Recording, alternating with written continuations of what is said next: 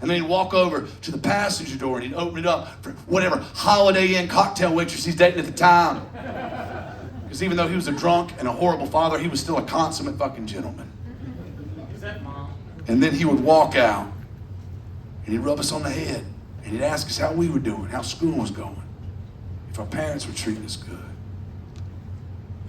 And then he would proceed to go into the back seat of his car and hand out whatever contraband he had accumulated since the last time he visited.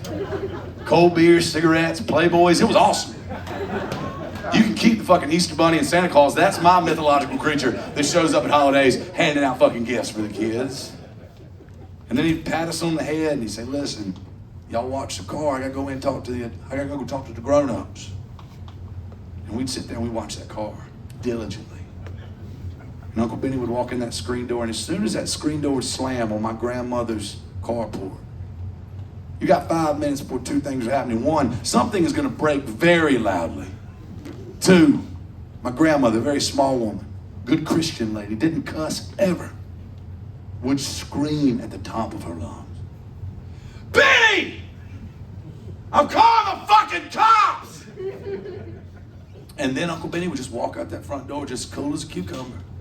Because he knew that he had 13 to 17 minutes before the county sheriff could even get there. So he walks out and he slides them sunglasses back on and said, kids, Uncle Benny's got to get the fuck out of here. And then he got back in his car and he cranked it up. And I still remember the way the ground shook when he cranked that car up. It was exciting. I still get excited thinking about that car. And he'd back it down and he'd pull out in that dirt road. And he'd put it in drive and he'd sit there with one foot on the brake. And he'd look at us.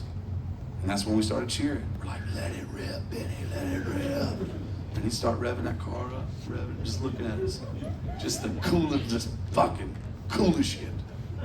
And then after about 2 minutes of us cheering him on, or red lights coming, he'd let that motherfucker loose and he'd take off into the night.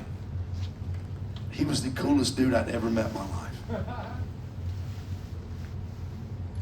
Uncle Benny died when he was 39 years old. Don't you fucking feel bad for him? How'd you think this ended? Motherfucker burning at both ends. He died exactly how he wanted to die. Hell, I was in 4 of that man's weddings before I was 10. 2 of those weddings were so close together, I didn't need a new suit. I was a fast-growing boy. I didn't realize I had a problem with my drinking until my mother stopped me at a family function I was not invited to, that I showed up to, a little fucked up. She walked up, she said, PJ, I love you so much. It's so good to see you. But you know who you remind me of right now? And for the first time in my entire life, we won't talk about my mom tonight, but my mom was a force of nature. My mom never feared anything. She was the thing in the dark that everyone else was afraid of. She never cowered to anything.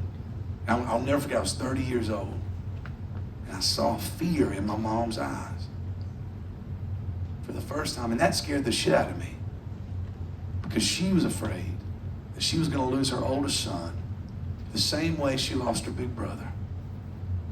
And seeing her scared me. 2 weeks later, I got the help that I needed. I'm very, very thankful. I just celebrated 11 years. Of all the cool shit that I've done in my life, the coolest thing I ever got to do is let my mom see this version of me.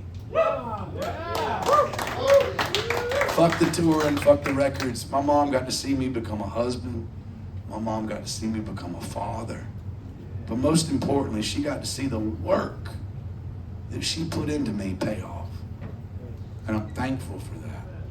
So I'm gonna play you this song, and then I promise I'll get the boys back out here and bring you back up. But this is a song about my recovery, and this is a song called One Day at a Time. Woo!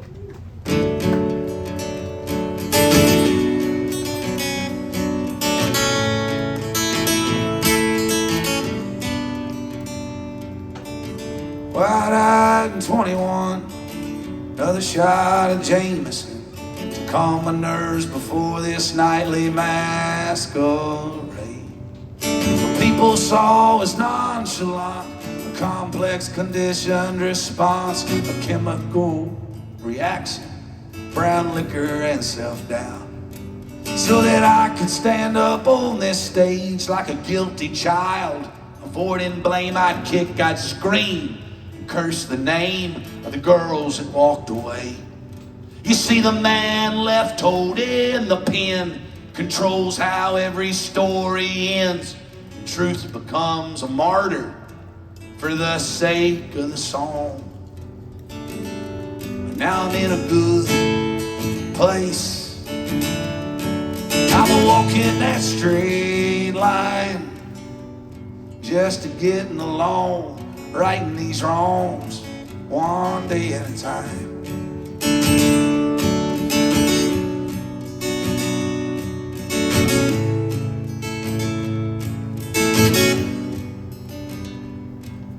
For years the drinks were just a crutch, till the drinks were just too much. I guess it comes with the job. Hail, hail, rock and roll. You see, songs fulfill a human need to sit back and watch another man bleed. So for a moment, we don't have to feel sorry for ourselves. This imaginary confidence became my first line of defense. If you don't let them in, boy, they'll never let you down. She broke through and took control, my sweetheart of the rodeo. And for the first time, I found something couldn't afford to lose. So yeah, I'm in a good place. I'm walking that straight line, just to getting along, righting these wrongs one day at a time.